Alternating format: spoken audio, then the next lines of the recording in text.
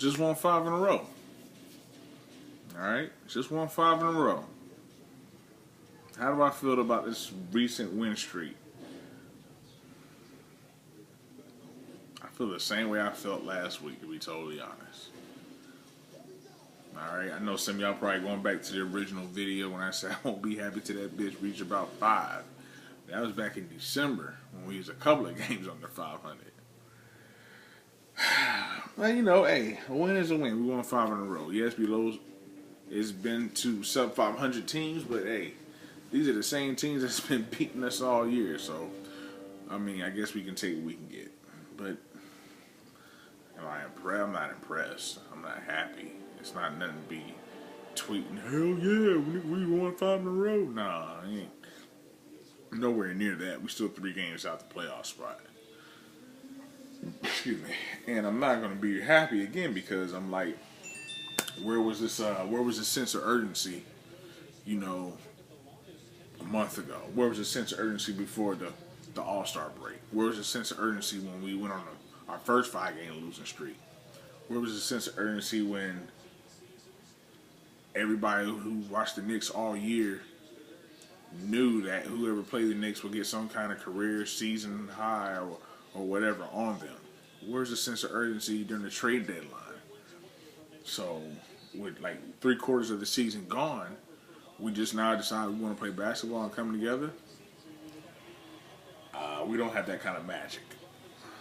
We don't have that kind of magic on the team to do that. All right, we're still unhealthy. Tyson Chandler, you know, whatever personal reasons you're going through, hey, God bless you and your family. Hope all is well.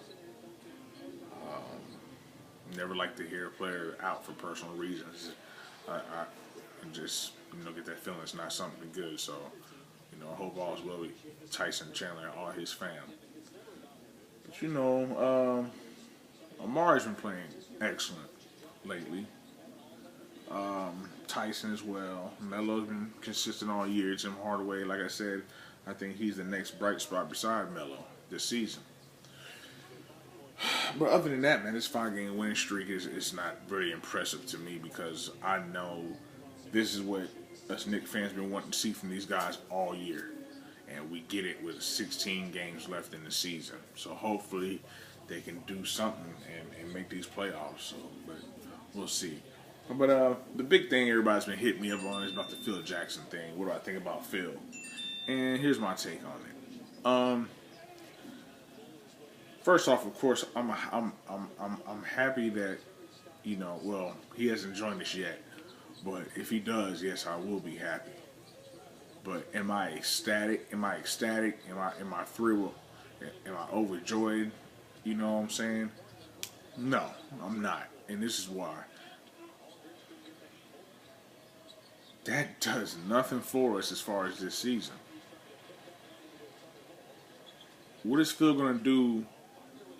If Phil comes to us by Friday, I think Friday's our next game, Friday or Saturday against Milwaukee. If Phil comes to us and the deal is done by then, we have 16 games left in the season. What is Phil Jackson going to do the last 16 games of the season for us? I don't think there's nothing too much he can do. I mean, and it goes back to what I just said. What was the sense of urgency during the trade deadline? What was the sense of urgency before the All-Star break? What was the sense of urgency when we still was in arm's reach of seating positions? You know, the Knicks, we do this bullshit every single year. Steve Mills, you have done nothing for us, B. You have done absolutely nothing for us. This is probably one of the worst first-year general manager jobs ever in sports.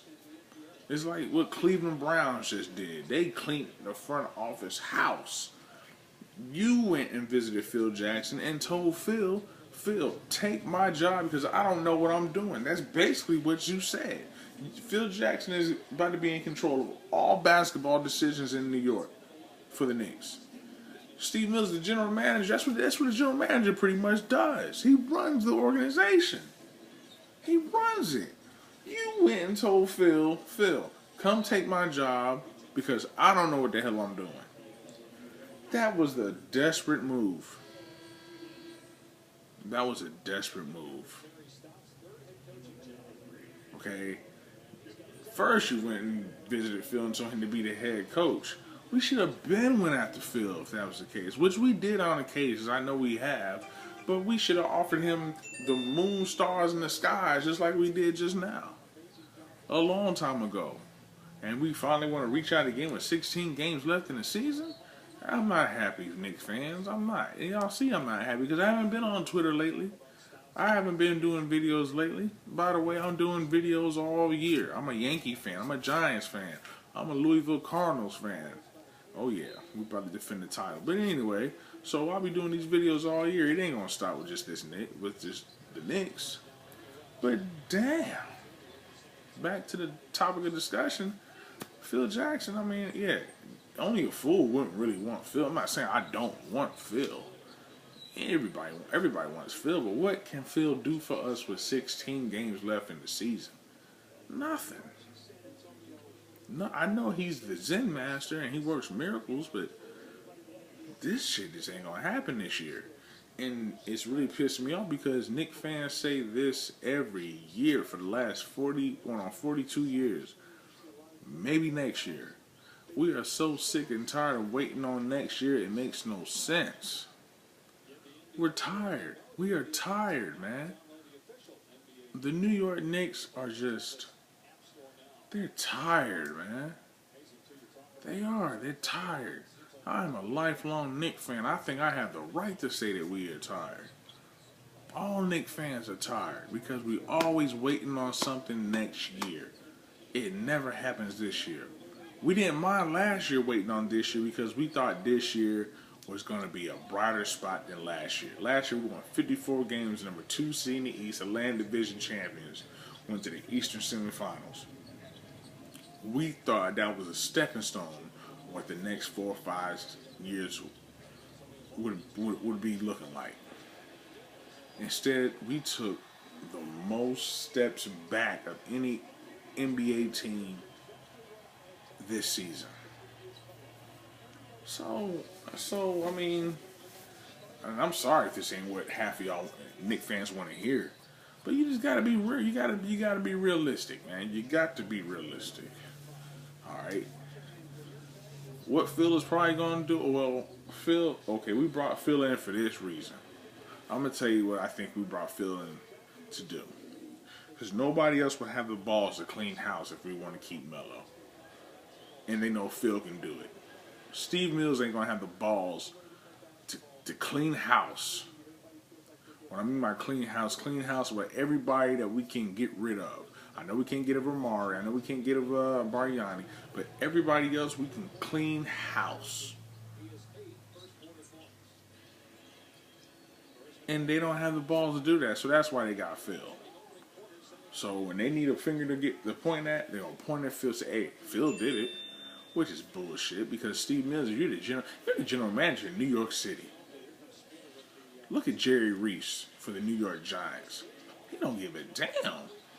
He don't care how nobody feels about him. He told Jeremy Shockey back in 2007 he couldn't even stay on the sidelines during the Super Bowl. Everybody then knew Jeremy Shockey was gonna be gone. Jerry Reese got rid of his ass quick. But you know what makes him successful? Because he doesn't care what nobody thinks about him. You think it's just Jerry Reese? Let's go to Brian Cashman. Brian Cashman's philosophy. Spend that money, win them ships. I don't give a damn that Yankees spend a whole kind of money. Hell, with the Yankees. If you ain't got a salary cap in baseball, that's baseball's fucking fault. Spend that motherfucking money and bring them championships to New York, baby. That's what we do in New York. We spend money. The Knicks, y'all spend money for the wrong fucking reasons. Y'all spend money to ailing ass stars. You don't need 5 stars on the court. Get a superstar. Get a superstar, get a sidekick, and get a bunch of fucking role players who know what the fuck to do. And a coach who ain't scared to fucking discipline guys before the league gets a hold of them. That's it, man. That's it. Steve Mills, man, you're the general manager of the New York Knicks. Act like it. That's my take, man. So yeah, I'm still angry. I'm still the angry Knicks fan. Yeah, we're on a 5-game win streak, but I needed to see this shit a month ago. Hell, I need to see this shit 2 months ago. But it is what it is. It's here now. Somebody wrote, man, just be happy because we're winning now. Well, you be happy because we're winning now, because those are your expectations. Those aren't my expectations. My expectations are way up here. You're living in the now. I'm living in the past.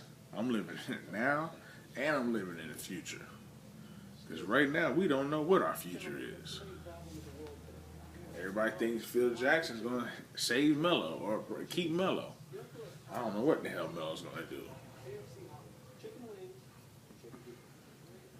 Maybe we're better without Melo. Who knows? Do I want to lose Melo? Absolutely not. But, like I said, maybe we're better without him. Who knows?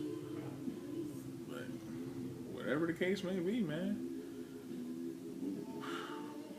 I just find it kind of weird that all of a sudden we're gelling with 16 games left to go in the season. Not happy about that at all. But it is what it is. Next take.